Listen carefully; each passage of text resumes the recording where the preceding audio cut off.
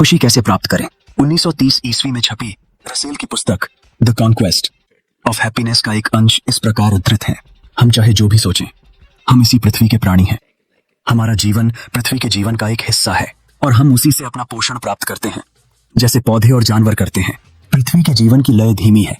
पतझड़ और शीत ऋतु इसके लिए उतनी ही आवश्यक है जितनी बसंत और ग्रीष्म, और विश्राम भी उतना ही आवश्यक है जितना गति। बच्चे के लिए मनुष्य से भी ज्यादा सांसारिक जीवन के उतार चढ़ाव से कुछ संपर्क बनाए रखना आवश्यक है।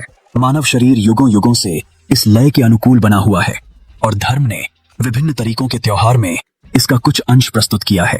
मैंने 2 साल के एक लड़के को, जिसे लंदन में रखा गया था, पहली बार हरे भरे देश में सैर के लिए बाहर ले जाते देखा है। मौसम सर्दी का था और सब कुछ गीला और कीचड़ भरा था। वयस्कों की नजर में इसमें आनंद देने वाला कुछ भी नहीं था, लेकिन लड़के के अंदर एक अजीब सा उल्लास उमड़ पड़ा।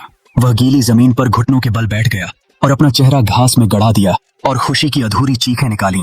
वह जो आनंद अनुभव कर रहा था वह आदिम था, सरल और विशाल। जिस जैविक आवश्यकता की पूर्ति हो रही थी वह इतनी गहन है कि जिन लोगों में इसकी कमी है वे शायद ही कभी पूरी तरह से स्वस्थ होते हैं। कई सुख जिनमें हम जुआ और शराब को उदाहरण के तौर पर ले सकते हैं, उनमें पृथ्वी के साथ इस निश्चल संपर्क का कोई तत्व नहीं होता। ऐसे सरल सहज सुख जब समाप्त हो जाते हैं तो व्यक्ति को धूल धूसरित और असंतुष्ट न जाने किस चीज की भूखा महसूस कराते हैं। ऐसे सुख कुछ भी नहीं लाते जिसे सचमुच आनंद कहा जा सके।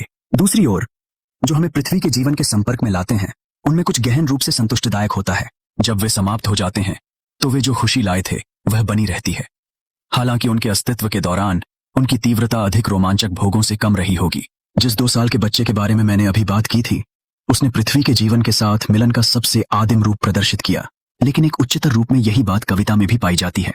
शेक्सपियर के गीतों को सर्वोच्च बनाने वाली बात यह है कि वे उसी आनंद से भरे हैं जिसने 2 साल के बच्चे को घास को गले लगाने के लिए प्रेरित किया था।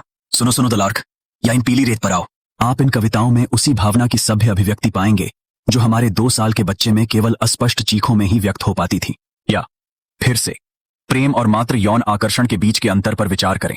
प्रेम एक ऐसा अनुभव है जिसमें हमारा पूरा अस्तित्व उसी तरह नवीनीकृत और तरोताजा हो जाता है जैसे सूखे के बाद बारिश से पौधे तरोताजा हो जाते हैं। प्रेम के बिना संभोग में ऐसा कुछ भी नहीं है।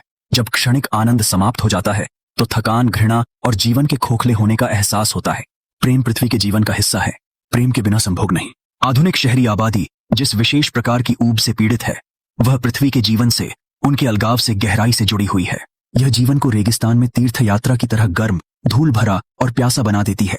एक सुखी जीवन काफी हद तक एक शांत जीवन होना चाहिए, क्योंकि केवल शांत वातावरण में ही सच्चा आनंद जीवित रह सकता है।